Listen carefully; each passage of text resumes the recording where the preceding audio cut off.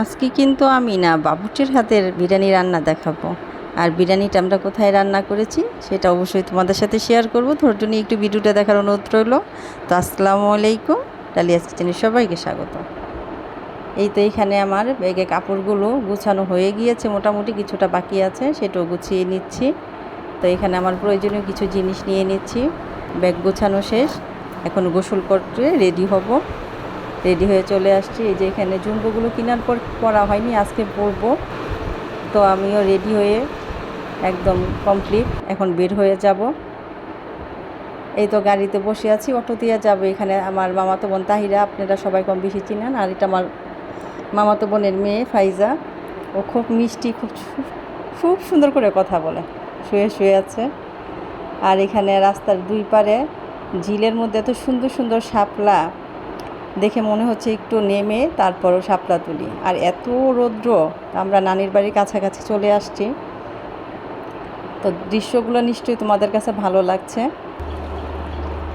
এই তো নানির বাড়িতে চলে আসছি। তো মামা ডাকতেছে যে আয় দেখে যা, মাছকে খাবার দিচ্ছি। তো মামার পুকুরের সামনে গিয়ে আবার মাছ খাবার দেখলাম, একটু ছোটো করে ভিডিও করে নিয়েছি। আর এই হলো আমার মামার কলা বাগান, মানে পুকুরের সাথেই কলা বাগান। প্রচণ্ড রৌদ্র। আমার নানির বাড়িতে একদম এরকম বড় বড় গাছ অনেক দেখবেন। এসে একটা খারাপ খবর শুনেছি যে আমার ছোট খালা অসুস্থ। তো এই আমার মেজো মামা, আমার খালার জন্য, আমার মামার জন্য দোয়া করবেন। মামা পুকুরে মাছকে খাবার দিচ্ছে। তো এখানে এরকম বড় পুকুর আমার নানির বাড়িতে আরও কয়েকটা আছে, প্রায় 5টা না 6টা পুকুর। তো পরের দিন মিলাতের আয়োজন, সব মুরব্বীদের জন্য মিলাতের আয়োজন করা হয়েছে। আর এখানে সব ময় মশলা বেটে একদম কমপ্লিট করা হয়েছে। এখন বাবুর্চি আঙ্কেলও চলে আসছে একদম সকাল সকাল। তো উনি রান্না বসাবে। আর একদম ঘানি ভাঙা সরিষার তেল দিয়ে আজকে রান্নাটা হবে। মশলাগুলো সবগুলো আমার ভিডিও করা সম্ভব হয়নি, কারণ সব কিছু করতে হলে তো আপনার মনে করেন যে অনেক সময় লাগবে। এটা হলো মামির খানদানি চুলা। বড় আয়োজন হলে এই চুলাতেই করা হয়, মাটির হাঁড়িতে। আর এখানে মশলাগুলো ভালো করে কষিয়ে নেওয়া হচ্ছে। দেখতেই পাচ্ছ মশলাগুলো বাবুর্চি আঙ্কেলের যে হেল্পিং হ্যান্ড, ও নাড়তেছে। তো মশলাটা দেখতেও সুন্দর লাগতেছে।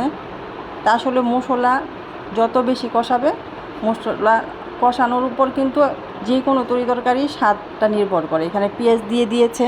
পেঁয়াজটা আগে আমরা দেখতাম যে মানুষ আগে দেয়, এখন পরে দিচ্ছে। আর এখানে চেয়ার চলে আসছে, মামা সবাইকে বুঝিয়ে দিচ্ছে যে দোতলায় চেয়ারগুলো বসানোর জন্য। এটা মামার বাড়ি, দোতলা, এখানে মামা থাকে। আর এখানে মামা যেখানে দাঁড়িয়ে আছে, এটার দুই পাশে কিন্তু আরও 2, 3, 4টা পুকুর। এখানে লবণ দেওয়া হচ্ছে মশলাতে। আর সকালে খাওয়া হয়নি, একটু পিঠা খেয়ে নিচ্ছি সবাই। এত ঝামেলার মধ্যে নাস্তাটা এখনও কমপ্লিট হয়নি। আর এখানে মাংসর মধ্যে সব মশলাগুলো দেয়া হচ্ছে। 3 হাঁড়ি বিরিয়ানি করা হবে, তো সেপারেট করে দেওয়া হচ্ছে এক এক হাঁড়িতে। মানে মশলাটা আগেই করে নিয়েছে, আর এখন মাংসগুলো ঢেলে দিচ্ছে এক এক হাঁড়িতে। তো এইটা আমাদের বাবুর্চি আঙ্কেল, উনি এখন সয়া সস দিয়ে দিচ্ছে। আর ওনার যে হেল্পিং হ্যান্ড, উনি ভালো করে নেড়ে চেড়ে দিচ্ছে। কালারটাও জোশ আসছে। এখানে টক দই, সয়া সস দেওয়া হচ্ছে, টমেটো সস। তো যে জিনিস দেখতে সুন্দর দর্শক, সেই জিনিস খেতেও মজা। আর আমার ভিডিও যদি তোমাদের ভালো লাগে, প্লিজ একটু like, comment, share and subscribe.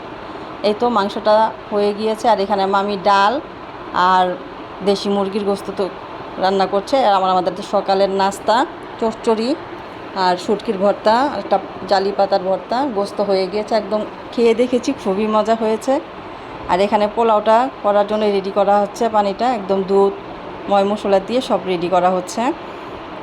এখানে সেলিম ভাই, রতন, মামা ওরা বসে আছে। রতন বলতেছে আপনি একটু নাড়াচাড়া করি। হ্যাঁ করো, তুমি নাড়াচাড়া করো, আমি ভিডিও করি। তা আমরা খালাতো ভাই বোনরা সবাই, আমাদের মধ্যে বন্ডিংটা অন্যরকম। এখানে পোলাও চালটা ধোয়া হয়ে গিয়েছে, চালটা দিয়ে এখন নেড়ে চেড়ে দিচ্ছে। বিরিয়ানিটা কিন্তু সুন্দর করে ঘুরিয়ে ঘুরিয়ে নাড়তেছে আঙ্কেল, আর আমি একটু ঘুরিয়ে ঘুরিয়ে ভিডিও করে নিচ্ছি। তো আজকে ফার্স্ট টাইম জিনিসটা সামনাসামনি দেখলাম। এমনি তো কত আয়োজনই হয়েছে, তো সামনে থেকে দেখিনি।